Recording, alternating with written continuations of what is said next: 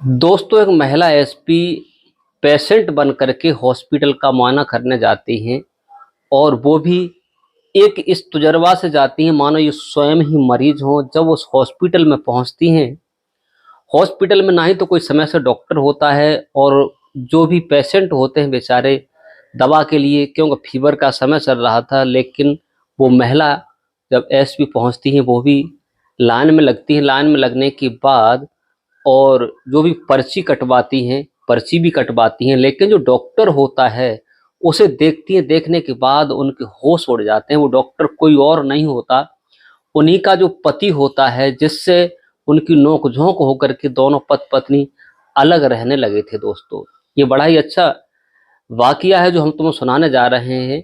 ये कहानी धौलपुर की है, जो हम राजस्थान धौलपुर की कहानी तुम्हें बताने जा रहे हैं कि कैसे धांधलबाजी हो रही थी और एसपी ने कैसे छापा मारा और कैसे उस हॉस्पिटल को ठीक किया। दोस्तों नमस्कार, प्रणाम, मैं हूं प्रेम यादव। ये कहानी जो बताने जा रहा हूं ये डिस्ट्रिक्ट धौलपुर की है, जो राजस्थान में पड़ता है।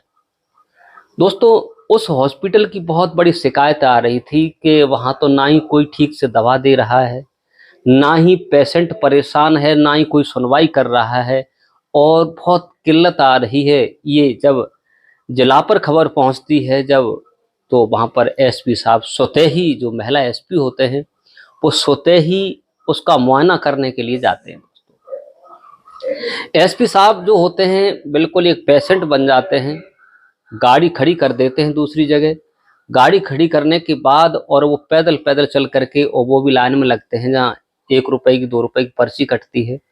पर्ची खरीदते हैं। पर्ची लेने के बाद जब आगे को बढ़ते हैं तो लाइन में लग जाते हैं, लेकिन किसी ने पहचाना नहीं कि ये कौन है, क्या नहीं है। दोस्तों, वहां उन्होंने जो नजरिया देखा, एक उनके साथ जो व्यक्ति होता है वो चुपके से सारी वीडियो बना रहा था, सब कुछ देख रहा था, लेकिन वहां डॉक्टर साहब किसी पेशेंट से ठीक से बात नहीं कर रहे थे। डॉक्टर साहब से लोग कहते थे, साहब परेशानी है। बोले परेशानी है तो किसी को दिखा लो, मेरे पास क्या इलाज है, मैं तो जो कर रहा हूँ वो कर रहा हूँ, लेकिन ठीक से बात भी नहीं कर रहे थे। लेकिन दोस्तों, जब वो लाइन में लगी हुई थी तो वहां एक व्यक्ति ने कैसे ही उन्हें पहचान लिया कि ये लगता है कि महिला एसपी है। क्योंकि वो कुछ नजदीक ही था तो उसने कुछ इशारा भी करना चाहा, लेकिन उसे रोक दिया गया। बोले शांति बना के रखिएगा। दोस्तों, जब वो वहां पहुंचते हैं, पहुंचने के बाद वो अपनी पर्ची देते हैं। जब वो देखता है, देखने के बाद पूछता है, कहाँ से आए हो, क्या है आपको, क्या परेशानी है। तो वो कहती है, साहब परेशानी तो बुखार है, लेकिन धीमी आवाज में बात करती है। जब वो दवा की कहती है, दवाई लिख दो, तो वो कहता है कि दवाई यहाँ नहीं मिलती है, दवाई मैं लिखे देता हूँ, बाहर से दवा ले लो, इस रूम में दवा है नहीं। जब वो ज्यादा कुछ बातें करता है, वीडियो रिकॉर्ड हो रहा था, पूरी सारी कहानी जब बनाई जाती है, जब कहानी बन रही थी, तो जैसे ही वो ज्यादा लोगों को परेशान कर रहा था, जैसे ही उन्होंने अपना पर्दा अलग हटाया, जो मास्क लगाए थी, दुपट्टा से चेहरा बांधे थी, जैसे ही वो हटाती हैं तो जो डॉक्टर साहब होते हैं उनके पैरों तले जमीन खिसक जाती है। देख करके कुर्सी से उठ करके खड़े हो जाते हैं, सलूट मारना चाहते हैं, लेकिन वो एसपी साहब होते हैं। बोले ठीक है, जो आप कर रहे हो वो बिल्कुल ठीक कर रहे हो, कोई बात नहीं है, तुम्हारी कोई कसर नहीं है इसमें। दोस्तों, अब वो गिड़गिड़ाने लगता है, चारों तरफ बहुत लंबी भीड़ हो जाती है और कहते हैं कि साहब अब ऐसा कभी नहीं हो सकता। लेकिन महिला जो एसपी होती, पूरी वीडियो बन चुकी होती है, और कहा आप इसी लायक हो, क्योंकि सरकार तुम्हें पैसा दे रही है, ये गरीब लोग हैं, इन गरीब लोगों को तुम्हें बिल्कुल भी शर्म नहीं आती। अगर इनके पास पैसा होता तो ये बेचारे हॉस्पिटल में क्यों आते, क्यों तड़पते। यहाँ पर इन्हें बुखार चल रहा है, किसी को कुछ हो रहा है, लेकिन आप बिल्कुल नहीं, क्योंकि हराम का खाना चाहते हो। जब अपनी पत्नी को देखता है तो वो गिड़गिड़ाने लगता है, लेकिन वो पूरी कार्रवाई करती है। कार्रवाई करने के बाद और अपनी गाड़ी के लिए चलती हैं, तो भाग करके डॉक्टर जो होता है उसका पति हाथ जोड़ता है, कहता है कि ऐसा मैडम आज से नहीं होगा। बोले होने के लिए तुम तो बहुत खूबियां कर चुकी हो, तुम नेक नहीं, बहुत सारी गलतियां कर चुकी हो, इसमें मेरा कोई दोष नहीं। मुझे ऊपर से आर्डर मिला है, वो आर्डर मैं पूरा कर रहा हूँ, मेरा इसमें कोई दोष नहीं है। मैं अपनी ड्यूटी सख्त से सख्त हमेशा करता हूँ और हमेशा मैंने ड्यूटी को निभाया है। तुम जैसे नालायक, तुम जैसे कमीन जो गरीब लोग होते हैं उनका खून चूसने वाले हो तुम। क्योंकि ये बात हकीकत है, सरकारी हॉस्पिटलों में जहाँ देखे जाते हैं, स्वास्थ्य समुदाय केंद्र हैं, वहाँ गरीब ही लोग दवा के लिए जाते हैं, पैसे वाले तो कोई जाते नहीं है। लेकिन उन्हें ठीक से दवा नहीं दी जाती है। अब वो अपना जब चली जाती हैं, जाने के बाद अब डॉक्टर साहब को उठा बैठी लग जाती है और वो ये भी कह जाती हैं कि अपना इंतजाम कर लेना, अगर यही करना है तो अपने घर पे जा करके प्राइवेट हॉस्पिटल ही चलाना पड़ेगा आपको, अगर डॉक्टर हो, इसमें से अब तुम्हारा कुछ हो नहीं सकता। दोस्तों, इसके बाद में शाम को भागता है, भागने के बाद इधर उधर से जुगाड़े लगाता है और भाग करके जो महिला एसपी उन्हीं की पत्नी होती है वहां पहुंचता है।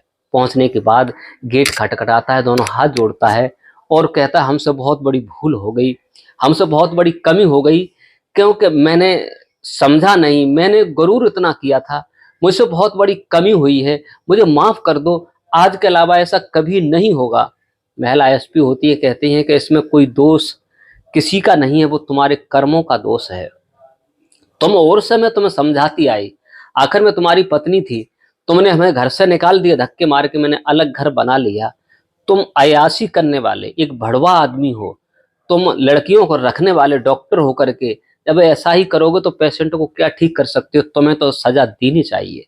दोस्तों, कम से कम 6 महीना के लिए उन्हें सस्पेंड कर देती है और कहती है घर पर बैठ जाइए, उसके बाद में जो होगा वो देखा जाएगा।